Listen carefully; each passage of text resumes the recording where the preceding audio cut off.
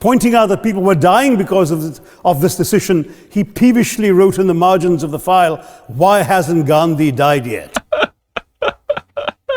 Wonder that the sun never set on the British Empire, because even God couldn't trust the English in the dark. Indian taxpayers had to cough up £100 million in that time's money. Woo! India supplied. Does Britain owe reparations to? Well, does Britain just owe reparations? Damn, that is loud as hell. Madam President. This is a suggestion, by the way.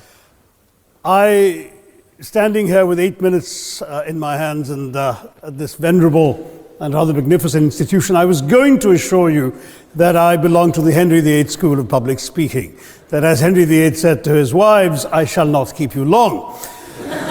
But now finding myself the seventh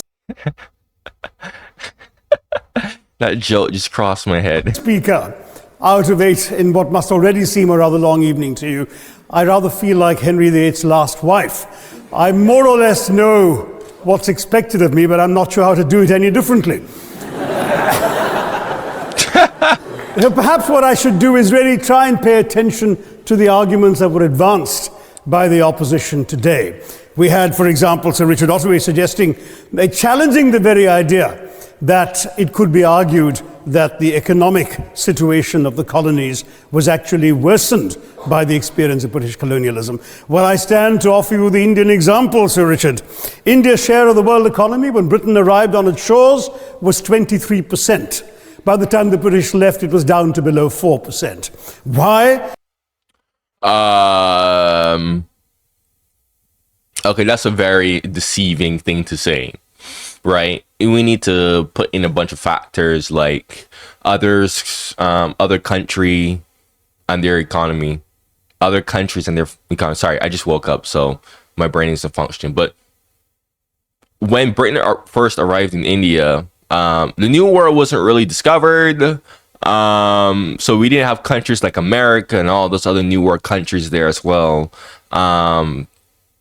And technology was vastly different. Trade routes were vastly different. Natural resources that are key to many countries' economies today, like oil, for example, natural gas, like rare earth minerals, right? And I say rare earth minerals because minerals were used, which helped many economies back then, like gold, iron, silver. But rare earth minerals, the only one that was really used was diamond, and not that much, right?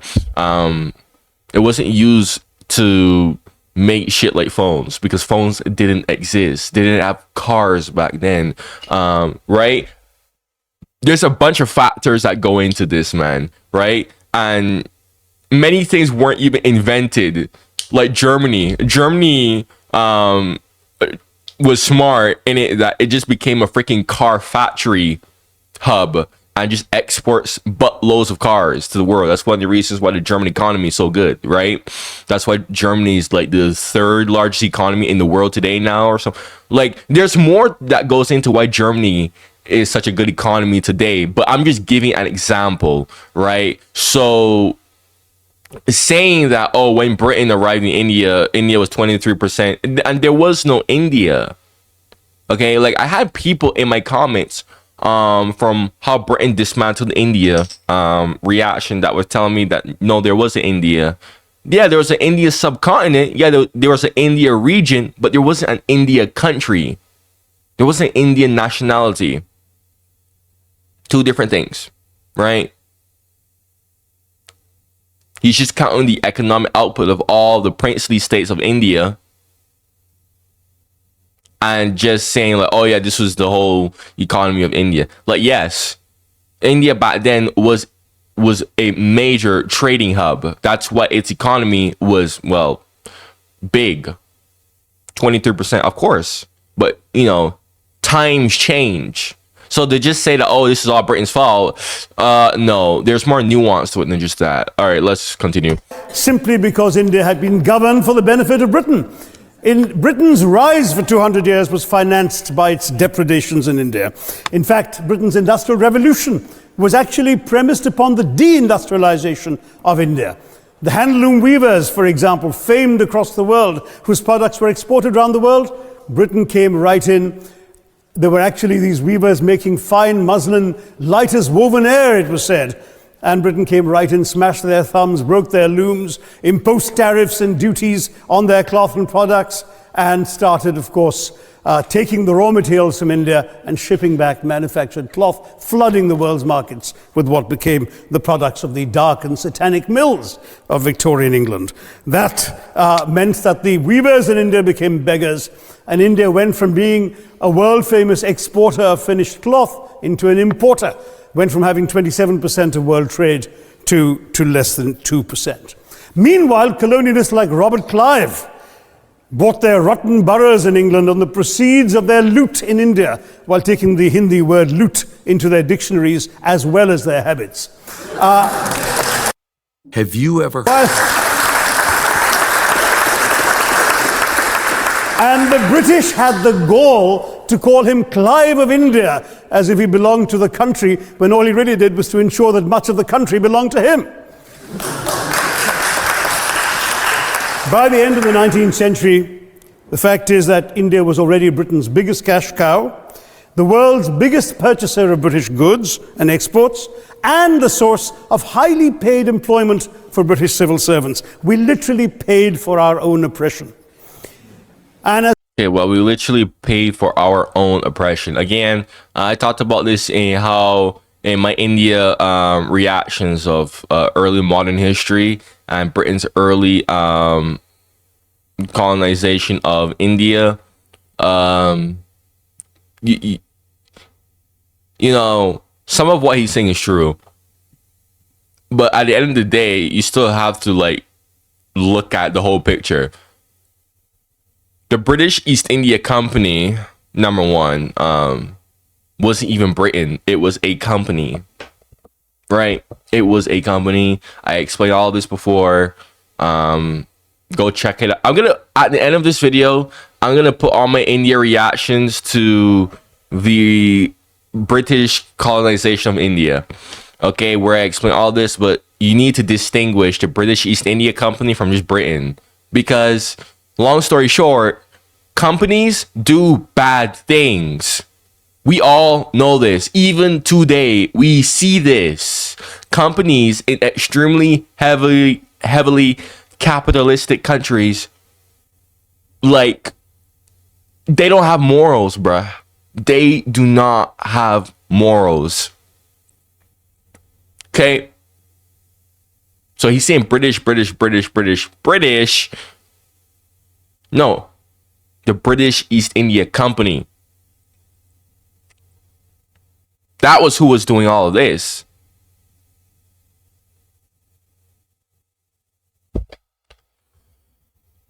But I'm not going to talk much about that because I basically already explained that in previous videos. So, been pointed out, the wealthy Victorian British families that made their money out of the slave economy.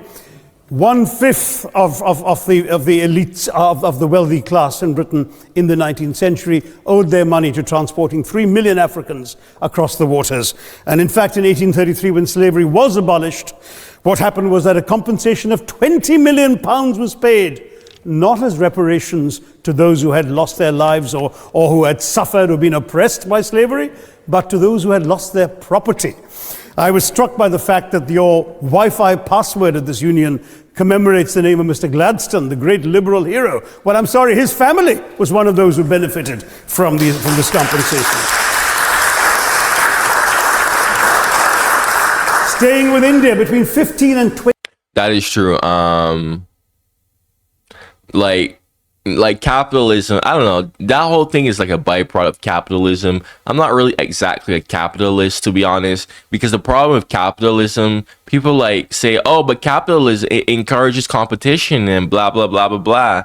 The problem is that eventually with capitalism, it's just gonna eventually just like have the same end result. One person or companies is just eventually gonna buy out everyone, dominate any and everything, and you're just gonna have a system like the transatlantic slave trade, right? You know, so even now today in America, Americans aren't even getting paid fairly for the most part, because these big tech companies and these oligarchs, like, America is so capitalistic that these companies, they all just dominate everything now, right? That you can't even really and truly move forward in the social hierarchy. It's extremely impossible. Okay, there's already a projection that Gen Z in America won't be able to retire. They have to work all their lives until they die. Yeah. Blame that. Blame capitalism for that. That's all capitalism. That's all the faults of capitalism. Now you might be saying, oh, but there are other countries that are capitalist. Yeah, but America has been capitalist the longest. America has been capitalist since God knows how long. America fought an entire Cold War to keep capitalism around. I remember what I said.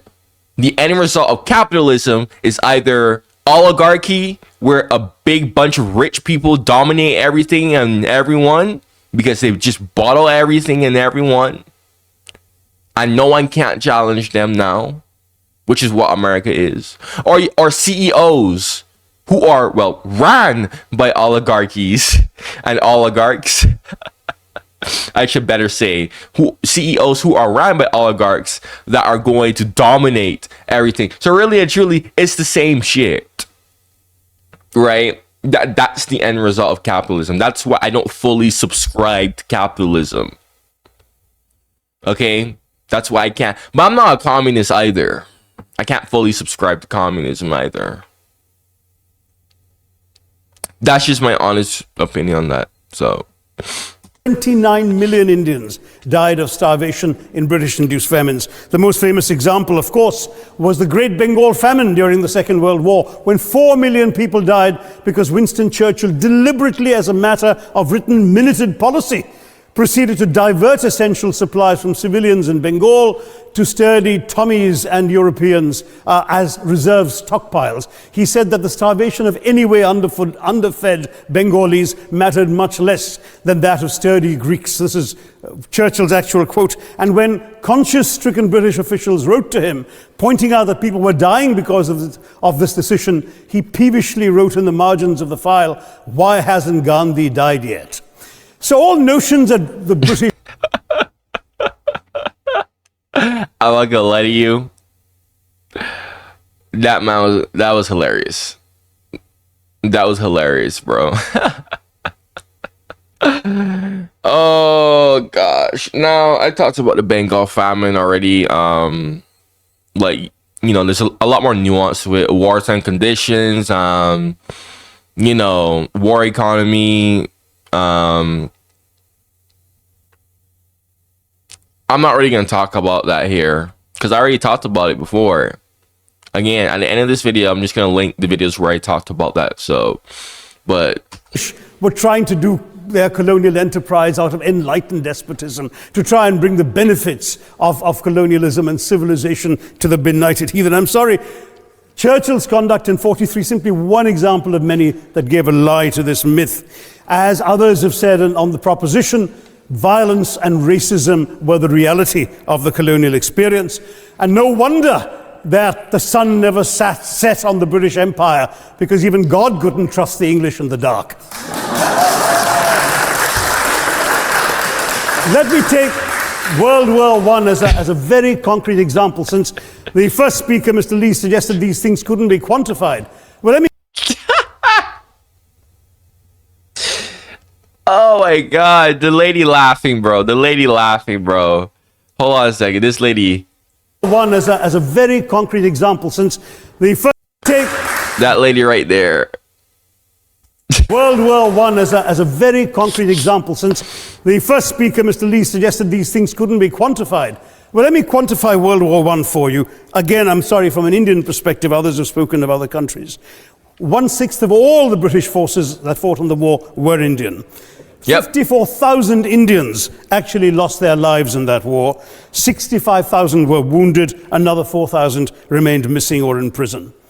Indian taxpayers had to cough up £100 million in that time's money. Woo! India supplied 70 million rounds of ammunition, 600,000 rifles and machine guns, 42 million garments were stitched and sent out of India, and 1.3 million Indian personnel served in this war. I know all this because, of course, the commemoration of the centenary has just taken place.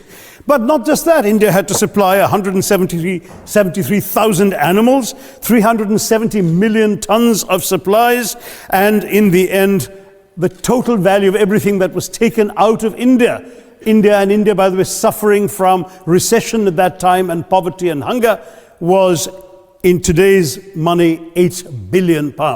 You want quantification? It's available. Second World War, it was even worse, 2.5 million Indians in uniform. I won't belabor the point, but of Britain's total war debt of £3 billion in 1945 money, 1.25 billion was owed to India and never actually paid. Somebody mentioned Scotland. That's crazy. That is actually true? Oh, shit. Hurt myself here. Damn. But is that actually true, though? Is it? I don't know. Because Britain, Britain paid back America. That's actually one of the reasons why the British Empire, not even one of the reasons why, that is the main reason why the British Empire collapsed after World War II. From debt. Because it was trying to pay back America. Britain didn't pay back America until like 2015, 2017. Yeah. Yeah, America freaking dismantled the British Empire. But it didn't pay India anything. Wow. I don't know how true that is, but if that's true, that's wow. Okay. Well, the fact is that colonialism actually cemented your union with Scotland. You know, the Scots had actually tried to send colonies out before 1707. They'd all failed, I'm sorry to say. But then, of course, came union, and India was available, and there you had a disproportionate employment of Scots. I'm sorry, Mr. Mackenzie has to speak after me. Engaged in this colonial enterprise as soldiers, as merchants, as agents, as employees, and the earnings from India is what brought prosperity to Scotland, even pulled Scotland out of poverty. Now that India is no longer there, no wonder the bonds are loosening. The whole Scottish colonialism thing, that's true. That's literally the only reason why Scotland united with England, was because the country literally went bankrupt. Yeah, I do know all that information. If not, we would have never had a union today. We would have had an independent Scotland. We've heard other arguments on this side. There's been a mention of the railways. Well, let me tell you, first of all, as my colleague, the Jamaican High Commissioner, has pointed out, railways and roads were really built to serve British interests and not those of the local people. But I might add that many countries have built railways and roads without having had to be colonized in order to do so.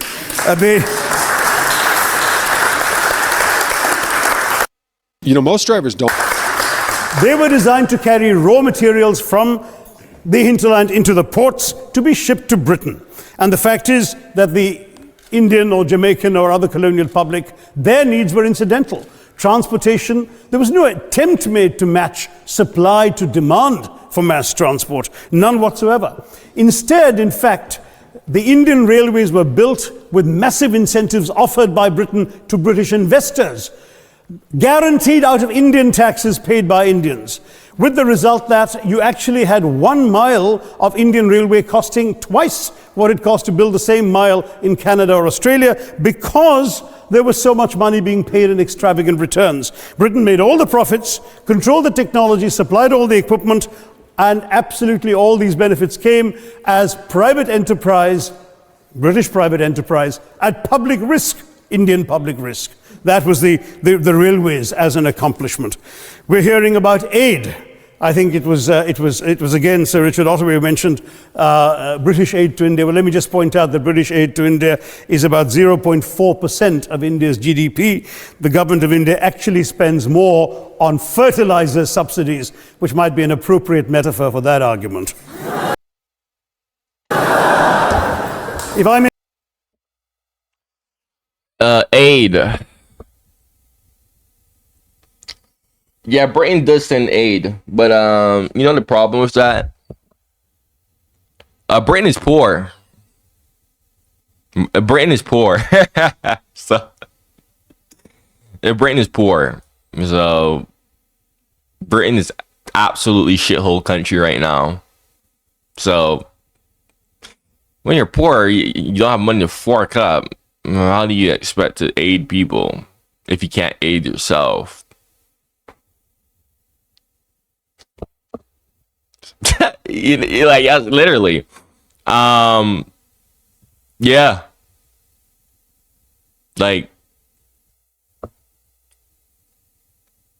the whole, everything that he's just describing there, again, it's just capitalism. I already explained this before. So, I point out as well.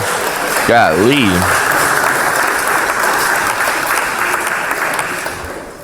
If I may point out as well that that as my fellow speakers from the proposition have pointed out, there have been incidents of racial violence, of loot, of massacres, of bloodshed, of transportation, in India's case, even of one of our last Mughal emperor.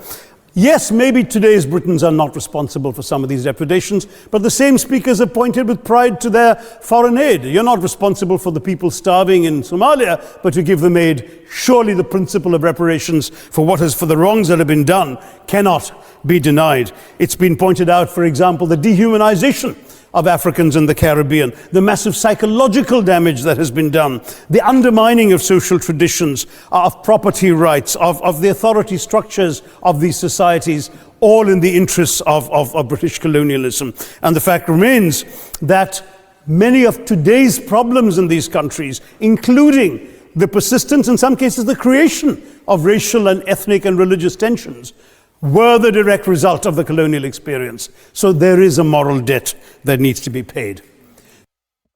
Yeah, I somewhat agree with that. But it depends on which country, though.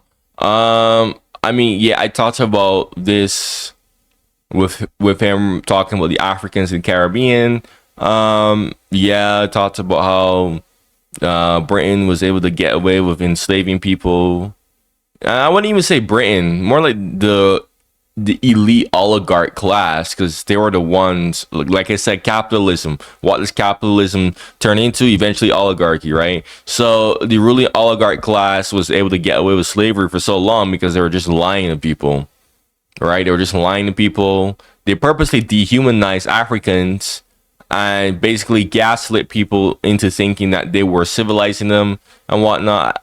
You know, stuff that I talked about before, and some of my slavery reactions in the past. So yeah, but the thing is you know, we know that when the British public saw the real details about slavery, that they openly advocated for it to be abolished, right? So I'm shocked that he hasn't talked about the Indian indentured servitude, who were forced to go from India all the way to the Caribbean after slavery was abolished. Nobody really talks about them. They need more attention. That right there is quite bad. Someone challenged reparations elsewhere. Well, I'm sorry, Germany doesn't just give reparations to Israel. It also gave reparations to Poland. Perhaps some of the speakers here are too young to remember the dramatic picture of Chancellor Willy Brandt on his knees in the Warsaw Ghetto in 1970. And there are other examples. There is Italy's reparations to Libya. There's Japan's to Korea. Even Britain has paid reparations to the New Zealand Maoris. So it's not as if this is something unprecedented or unheard of that's going to somehow open some sort of nasty Pandora's box. No wonder Professor Lewis reminded us that he's from Texas. There's a wonderful expression in Texas that summarizes the arguments of the opposition: all hat and no cattle. Okay, so yeah, You know, I'm not fully against the idea of reparations, to be honest. I'm really not. I'm not really like, if you're watching this video, I'm not really like defending or like challenging him. I'm just pointing out just inaccuracies into what he's saying. The problem though is that Britain is just poor. Britain is just poor. Like, you're demanding a poor country to pay reparations. Like, yeah, good luck with that. If I can just quickly look through the other This lady is having the time of her life. notes I was scribbling while they were speaking, there was reference to democracy and rule of law. Let me say with the greatest possible respect, it's a bit rich to oppress, enslave, kill, torture, maim people for 200 years and then celebrate the fact that they're democratic at the end of it.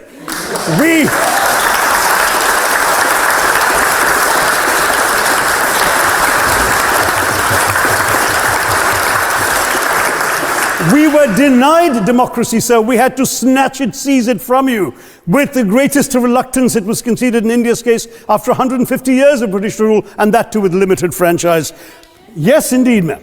The opposition spoke quite highly of Greek and Athenian democracy on which the West should pride itself, and spoke of liberty and equality in that same name. The Athenian democracy was only functioning because of the slave society on which it was built. That's the nature of colonisation. All right, I don't think that needs contradiction, not from me at any rate. But if I may just point out, I think the argument. Go check out my video reaction to basically how Western Europe completely whitewashed Greece. Very interesting video. Made by a couple of the speakers. The first speaker, Mr. Lee in particular, conceded all the evil atrocities of colonialism, but essentially suggested that reparations won't really help. They won't help the right people. They'll be used as a propaganda tool. They'll embolden people like Mr. Mugabe. It's always nice how in the old days, I'm sorry to say that the people of the Caribbean used to frighten their children into behaving and sleeping by saying Sir Francis Drake would come after them. That was a legacy of that. Now it's Mugabe will be there. So this is the new sort of Sir Francis Drake of our times. The fact is, I've never heard that shit. I've never heard that shit in the Caribbean. I've never heard that. Never ever heard that shit, man. The fact is very simply, sir, that we are not talking about reparations as a tool to empower anybody. They're a tool for you to atone for the wrongs that have been done. And I am quite prepared to accept the proposition that you can't evaluate, put a monetary sum on the kinds of horrors people have suffered. Certainly no amount of money can expiate the loss of a loved one, as somebody pointed out there. You're not going to be able to figure out an exact amount. But the principle is what matters. The fact is that to speak blithely of sacrifices on both sides, as an analogy was used here, a burglar comes into your house, ransacks the place, stubs his toe, and you say, well, there was a sacrifice on both sides. That, I'm sorry to say, is not an acceptable argument. The truth is that we are not arguing specifically that vast sums of money need to be paid. The proposition before this House is the principle of owing reparations. And the thing about this is, how do you even pay reparations? Because how are people today affected by colonialism that happened like centuries ago? That's the main problem with reparations and that's the main argument against reparations. People today aren't suffering from colonialism anymore. You would literally have to prove that somehow your family was affected by colonialism that has now affected you today, right? How do you prove that? That's the main barrier, really and truly. Not the fine points of how much is it. And also, I just want to point out, like I said in all my videos regarding this topic, everyone in the British Empire suffered. People in Britain also suffered too. I talked about this in my Victorian era reaction. I'm probably gonna link it at the end of this video, along with some of the in-year reactions where I go into more details on some of the topics that this gentleman brought up in this video. Right? Yeah, everyone suffered. People were suffering in Britain too, who were also white. So again, it wasn't really like a racial thing. It was just a oligarch capitalist thing, right? So to whom it should be paid. The question is there a debt? Does Britain owe reparations? As far as I'm concerned, the ability to acknowledge a wrong that has been done, to simply say sorry, will go a far, far, far longer way than some percentage of GDP in the form of aid. What is required, it seems to me, is accepting the principle that reparations are owed. Personally, I'd be quite happy if it was £1 a year for the next 200 years after the last 200 years of Britain and India. Thank you very much, Madam President.